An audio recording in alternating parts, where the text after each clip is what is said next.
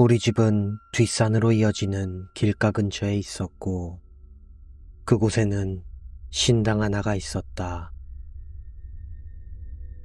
신당은 내가 태어나기도 전부터 그곳에 있었지만, 영화나 괴담처럼 무섭게 느껴지는 곳은 아니었다.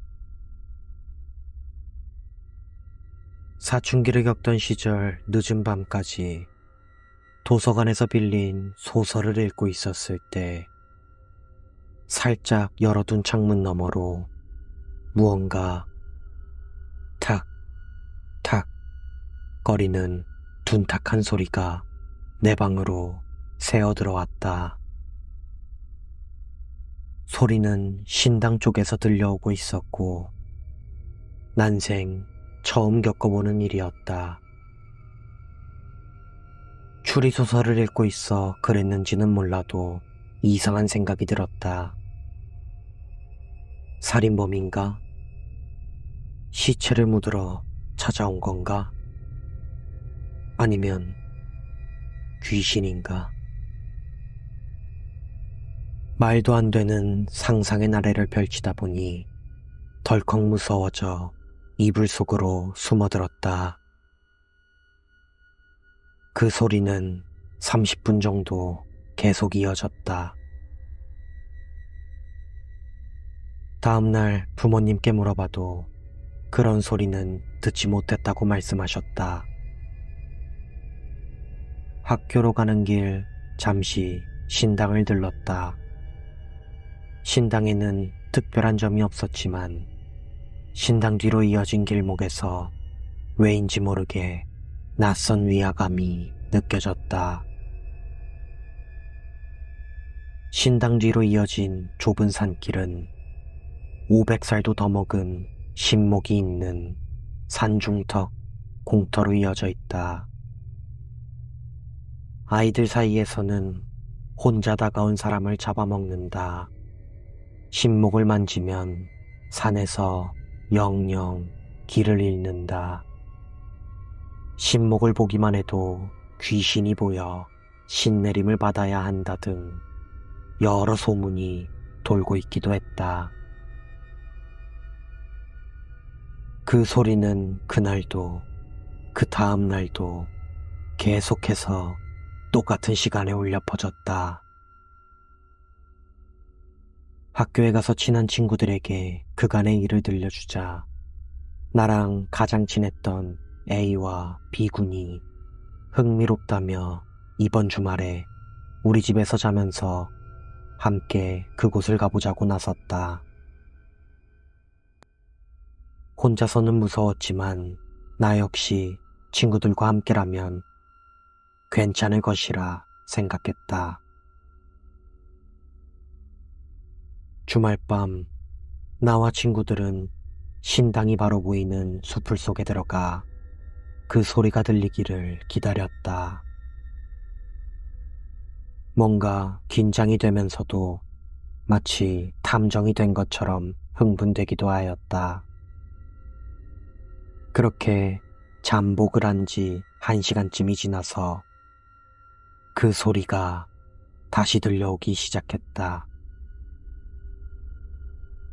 역시 소리는 신당이 아닌 신목이 있는 곳에서 울려 퍼지고 있었다. 평소처럼 일정하게 탁, 탁 거리는 소리를 따라 우리는 신목이 서 있는 공터로 발걸음을 옮겼다. 유난히 달빛이 밝아 별탈 없이 공터에 도착할 수 있었다. 신목으로 다가갈수록 달이 더 밝게 빛나는 것처럼 느껴졌다. 소리는 계속해서 울려 퍼졌고 우리는 공터로 향하는 길에서 약간 벗어나 숲을 헤치며 다가갔다. 나무와 풀 뒤로 몸을 숨기고 우리는 공터 코앞에 자리를 잡았다. 공터 한가운데에는 거대한 크기의 신목이 서 있었고 심장 소리처럼 규칙적으로 탁, 탁 거리는 소리가 신목에게서 울려 퍼지고 있었다. 나와 A, B는 모두 숨을 죽이고 신목을 바라보고 있었다. 우린 마치 무언가에 홀린 듯 멍하니 그 소리를 듣고 있었다. 탁, 탁, 탁 소리가 들릴 때마다 신목이 부르르 떨면서 움직이는 것처럼 느껴졌다. 봐서는 안 되는 것을 보고 있다는 생각이 들었다. 이전의 흥분은 사라지고 알 수 없는 두려움과 공포감이 몸을 휘감았다. 우리 모두가 그 자리에서 꼼짝도 하지 못하고 그 거대한 나무를 바라보고만 있었다. 우리의 눈이 고정된 것처럼, 자신을 간절히 바라보길 원하는 것처럼 우리의 눈을 놓아주지 않았다.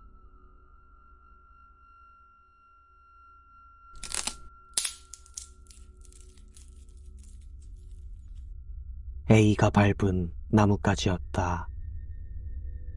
귀신에게 올린 것처럼 넋이 나가 있던 우리 사이에서 A가 가장 먼저 정신을 차렸다.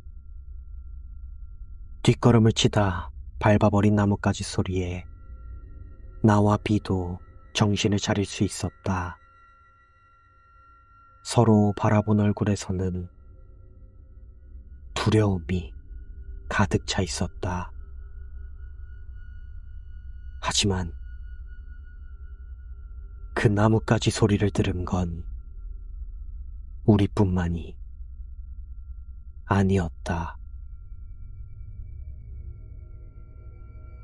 우리 눈앞에 있는 저 신목도 나뭇가지 소리를 들었다. 우리가 다시 신목을 바라봤을 때 그것도 우리를 보고 있었다.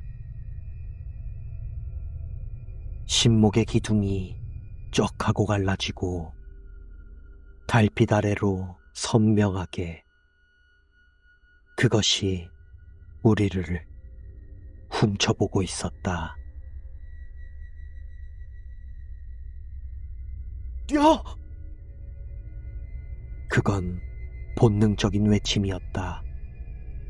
저것은 분명 사람이 아니었다. 저것은 분명 선한 존재가 아니었다. 저것은 분명 우리를 죽일 것이다. 온 힘을 다해 나와 친구들은 집으로 도망쳤다. 우당탕거리며 비명을 질러대는 우리의 모습을 보고 부모님이 한 걸음에 달려 나오셨다. 겪은 일을 말하니 순식간에 아버지가 마당에서 기르던 누렁이와 백구를 끌고 신당 쪽으로 달려가셨다. 당장 방으로 들어가라 소리를 지르던 어머니도 곧장 아버지의 뒤를 따라가셨다. 방으로 들어간 우리는 그 압도적인 공포감에 잠을 이룰 수 없었다. 혹시나 그것이 따라오지 않았을까? 계속해서 창밖을 살펴보았지만 그것의 모습은 보이지 않았다. 그렇게 밝던 달빛도 보이지 않고 오직 어둠만이 가득한 풍경이었다.